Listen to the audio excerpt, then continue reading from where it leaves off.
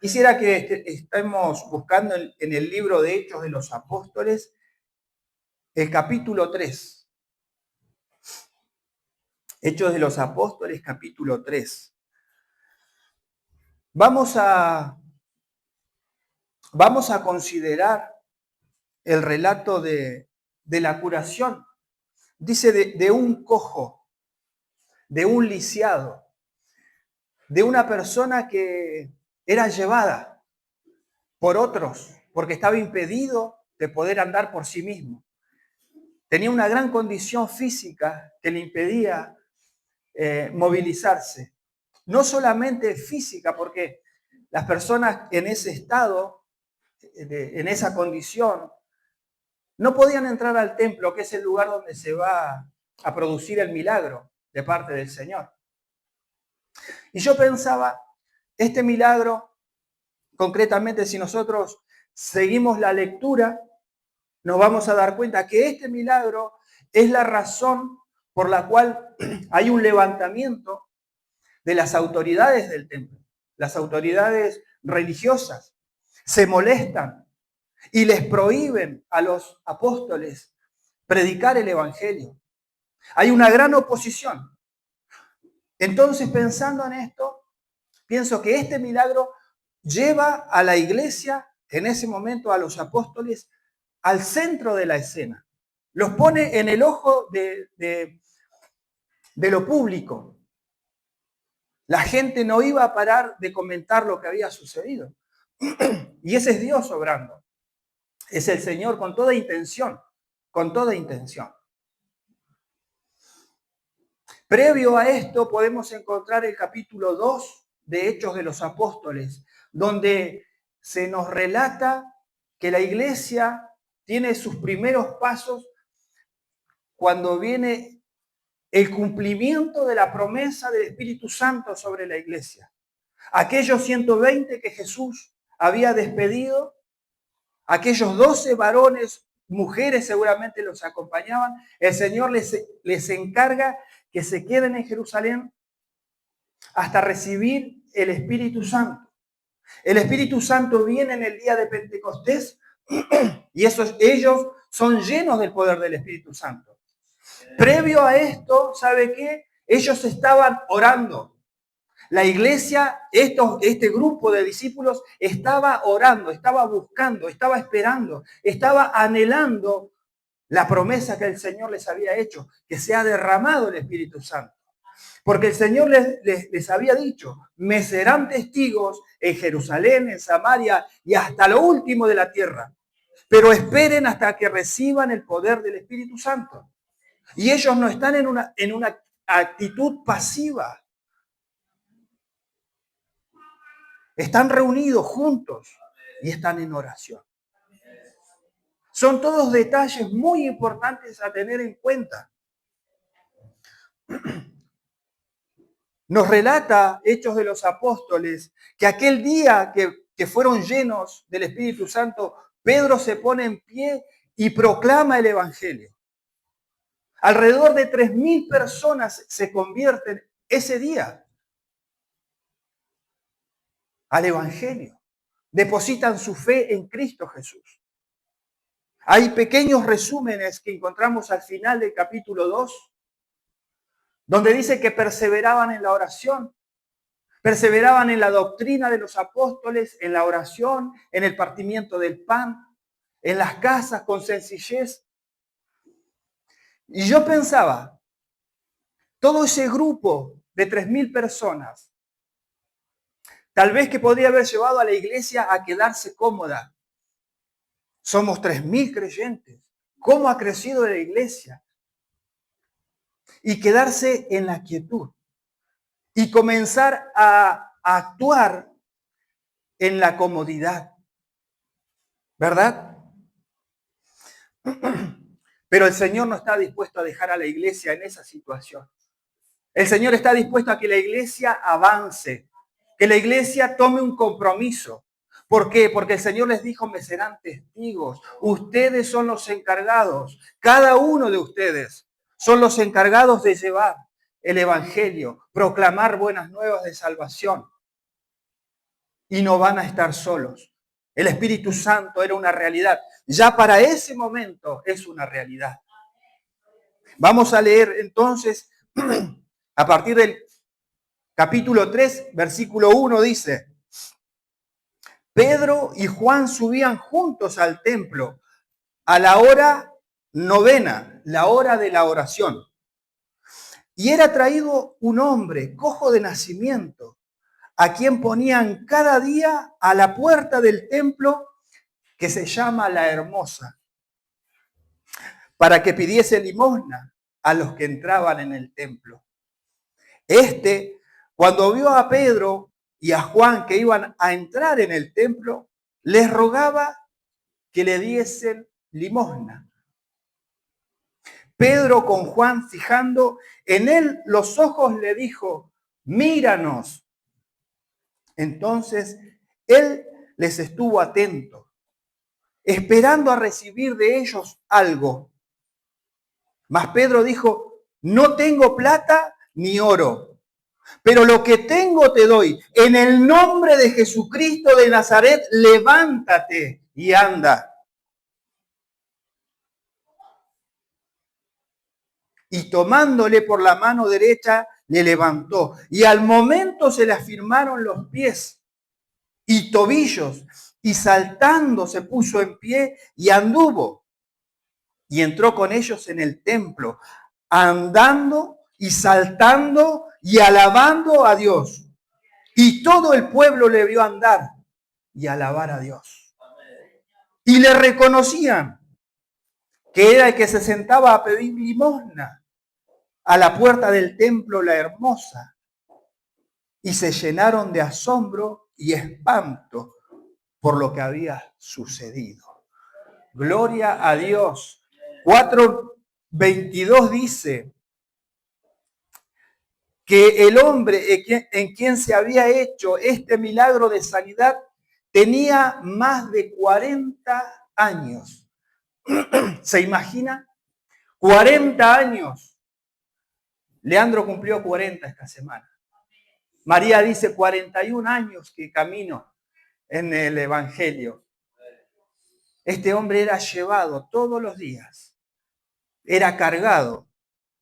Otras personas se encargaban de llevarlo y de dejarlo a la entrada para que él mendigara, para que él ganara su sustento por medio de lo único que podía hacer. Lo único. Este relato es muy conmovedor, la verdad, por lo que describe, por la escena que nos pone Lucas. Lucas se le atribuye el escrito tanto del Evangelio como de Hechos de los Apóstoles.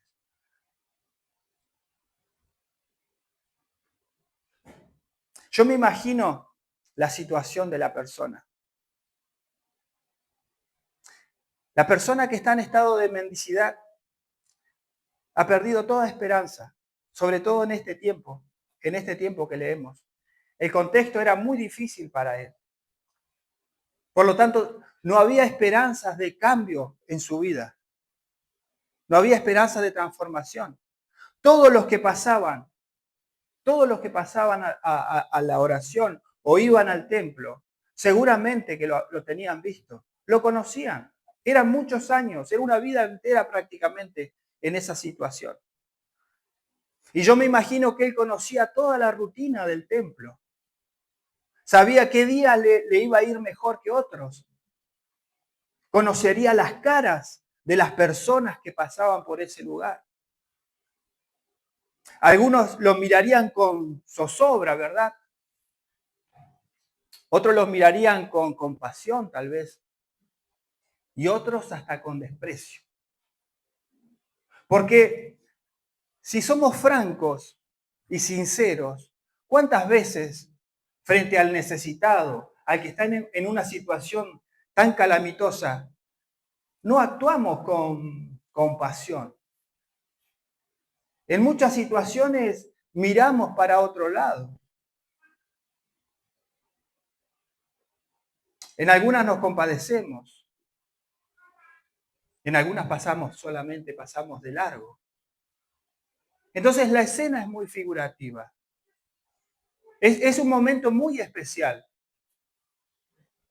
Por eso pensaba, no sé si yo había titulado esta reflexión, limitaciones versus oportunidades.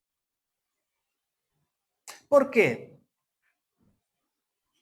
Porque si nos damos cuenta, Juan y Pedro dicen, no tenemos oro ni plata, que era lo que él esperaba. Él esperaba una limosna, una moneda, algo. Y Pedro y Juan estaban en bancarrota. Los daban vueltas, como se dice, y no se les caía un cobre. No se les caía un peso. Entonces pensaba yo que esa situación que estaban viviendo ellos podía ser un condicionante, podía ser un freno para que ellos actuaran, para que ellos se movilizaran.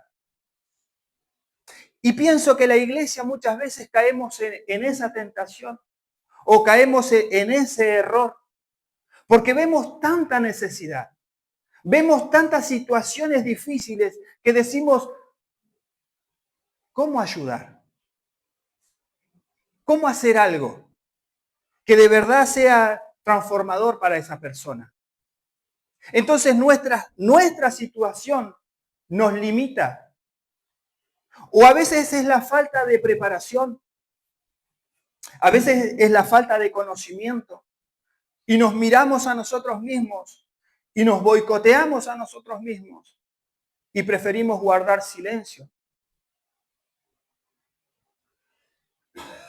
Son muchas las situaciones que nos pueden limitar para que nosotros seamos esas herramientas y ese medio por el cual el Señor quiere manifestarse a la sociedad. ¿Por qué? Porque estamos centrados en nuestra situación, en lo que nosotros podemos hacer. No confiamos plenamente en lo que Dios puede hacer. En lo que Dios puede hacer. Entonces pensaba en esta situación que a ellos les toca atravesar.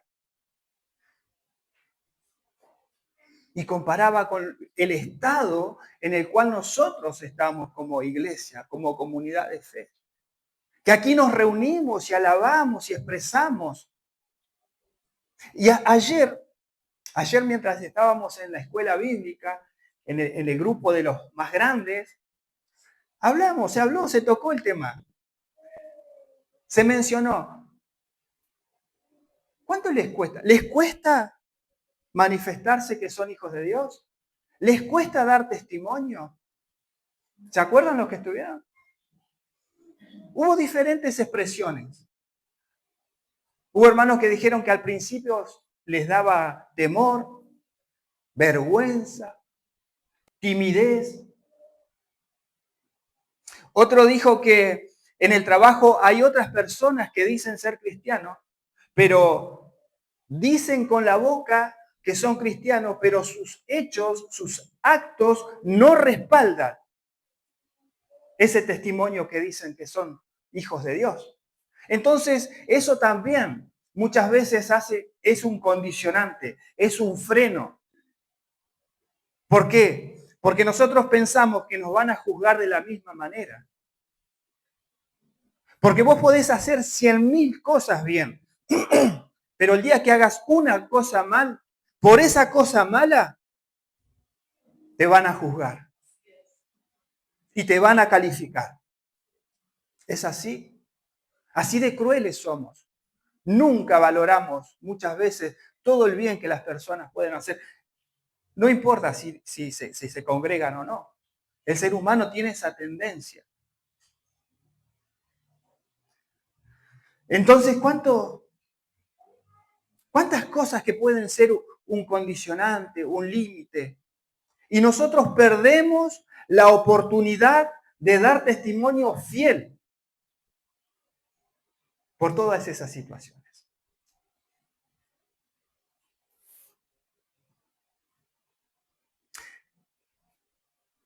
Yo pensaba, en el hombre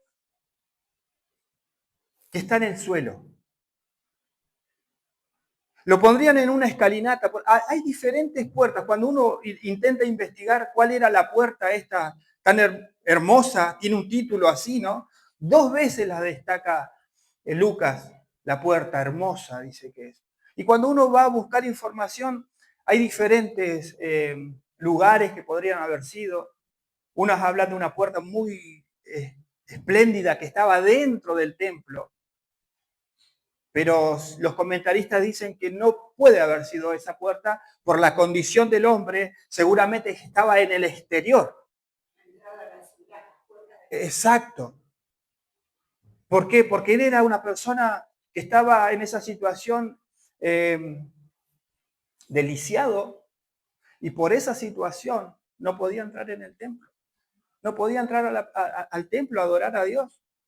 O sea que él se pasó 40 años, más de 40 años, frente a una puerta que jamás pudo atravesar.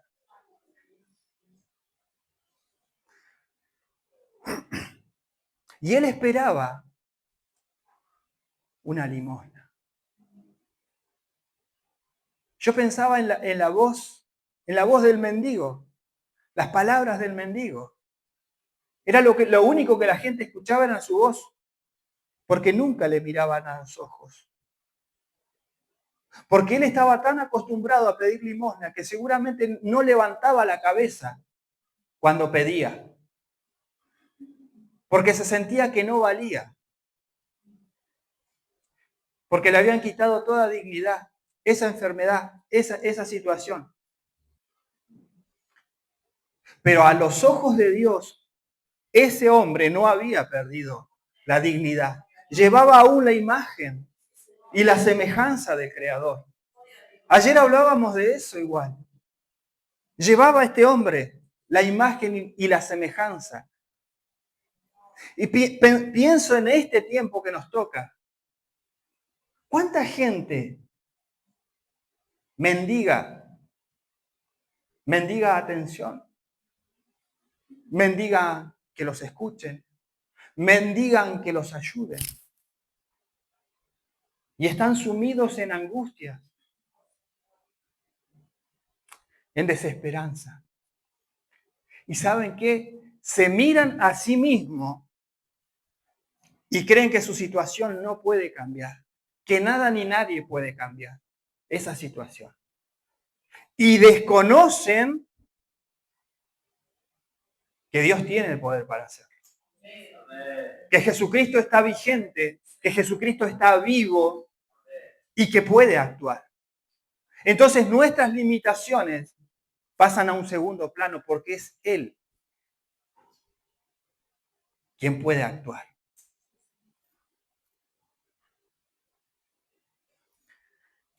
Versículo 4 dice, Pedro con Juan, fijando en él los ojos, le dijo, míranos.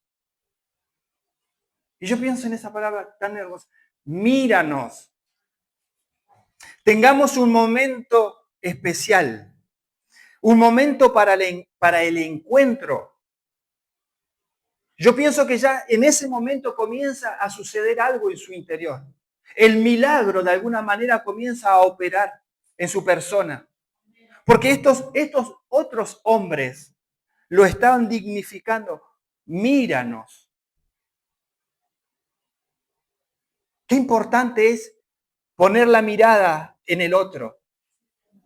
Qué importante es tener ese contacto visual con el otro, donde lo podemos identificar. Mire, se dice que los ojos son las ventanas del alma.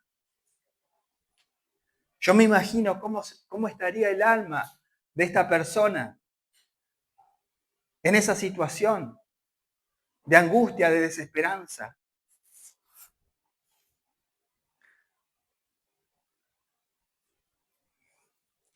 Entonces, dice el versículo 5, él también les estuvo atento, esperando recibir algo de ellos. Mire, si esa tarde, eran las 3 de la tarde, ellos hubiesen tenido unas monedas, y les hubiesen dado, allí se terminaba todo. El mendigo recibía lo que esperaba, ellos se sacaban la situación de encima y entraban al templo, cruzaban la puerta hermosa. Y nada de lo que después iba a suceder iba a pasar. Sin embargo, esa condición que ellos tienen, los apóstoles, no les impidió actuar. Mas Pedro dijo, no tengo plata ni oro, pero lo que tengo te doy. En el nombre de Jesucristo de Nazaret, levántate y anda. Gloria a Dios, gloria a Dios, gloria a su nombre. En el nombre de Jesucristo de Nazaret, en el nombre del Salvador, el único que puede traer esperanza, que puede vivificar a la persona en todo sentido.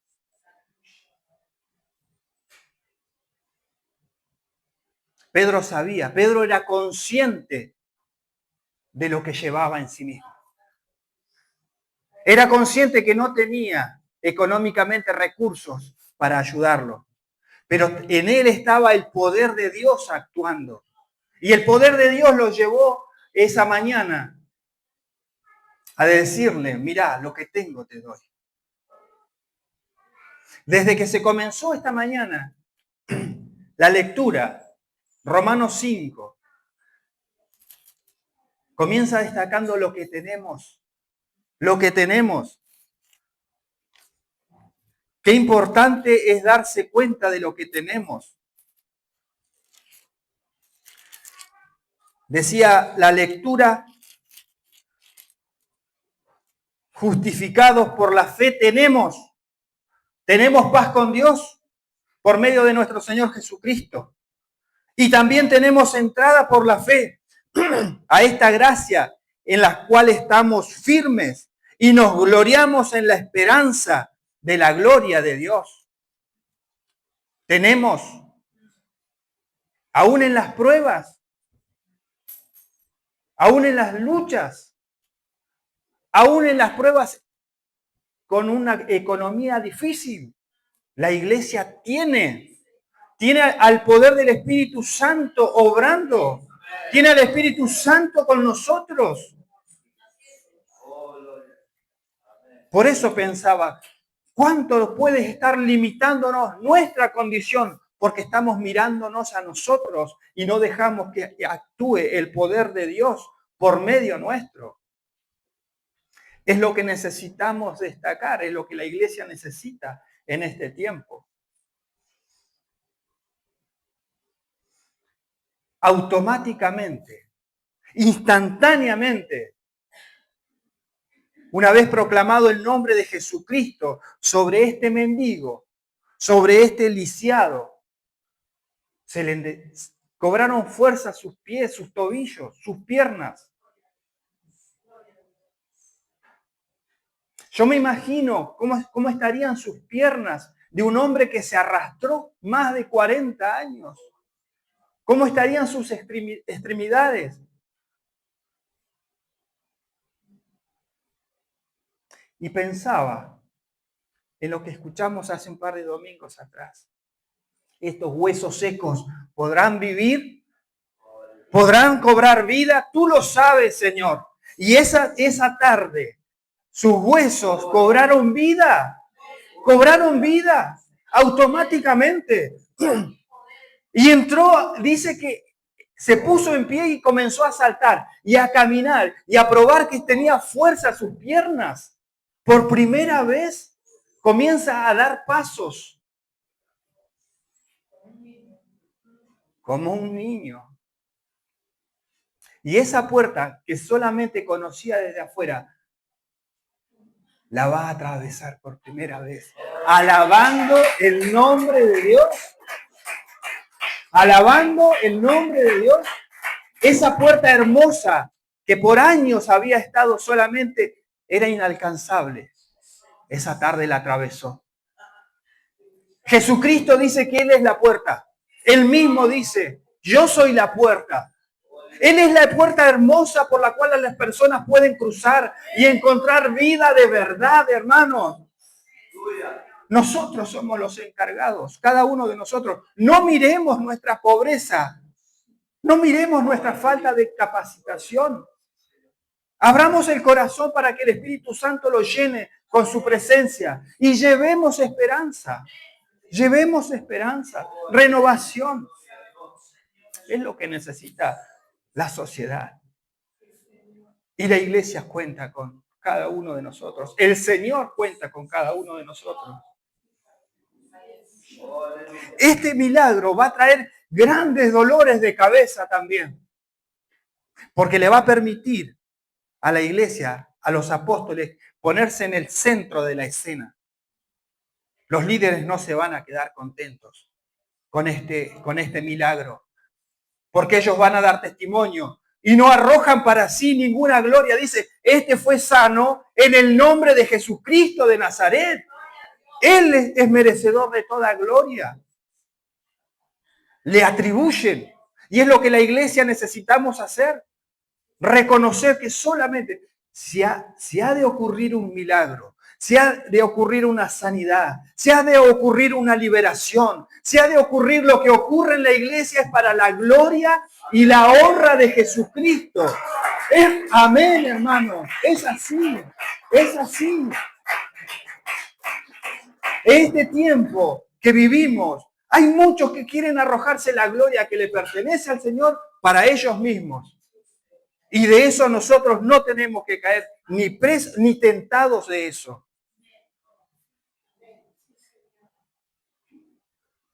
¿Y sabe qué más? Pienso que todo este milagro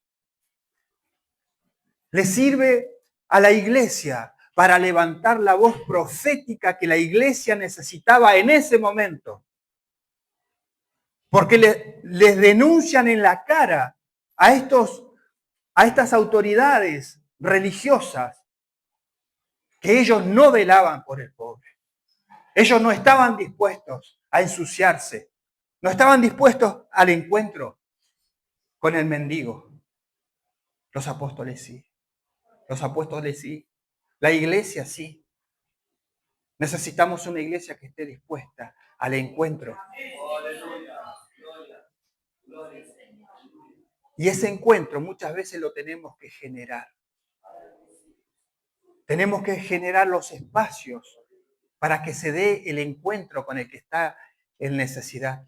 Porque a veces nosotros podemos ver solamente lo físico, lo exterior. Pero uno, si presta atención lo que la gente dice, en la situación que la gente está, rápidamente nos vamos a dar cuenta en la situación de mendicidad en la que se encuentra. Y nosotros tenemos. Le vamos a decir, mira, no tengo yo la solución. Jesucristo te va a solucionar. Jesucristo sí te puede solucionar. Jesucristo sí puede sacarte de esta situación tan difícil, adversa, de salud, de lo que sea. En eso confiamos. En eso confiamos. Y eso es lo que tenemos que proclamar. ¿Sabe qué más? A raíz de este milagro, se convirtieron 5.000 personas. 5.000 personas a raíz de ese milagro, porque la gente vio el poder de Dios actuando y la gente quiere ese poder que actúa de esa manera, lo quiere para sí y se abre. Por eso es necesario que saquemos toda limitación de nuestras vidas, todo eso que nos condiciona. La iglesia estaba orando, estaba clamando que el Espíritu Santo sea derramado. Necesitamos una iglesia en oración. Necesitamos una iglesia que esté intercediendo, que esté clamando por la llenura del Espíritu Santo para llevar adelante la tarea que necesitamos hacer. Si no se conmueve nuestro corazón y nuestra alma, necesitamos al Espíritu Santo. El Espíritu Santo es el único que nos capacita.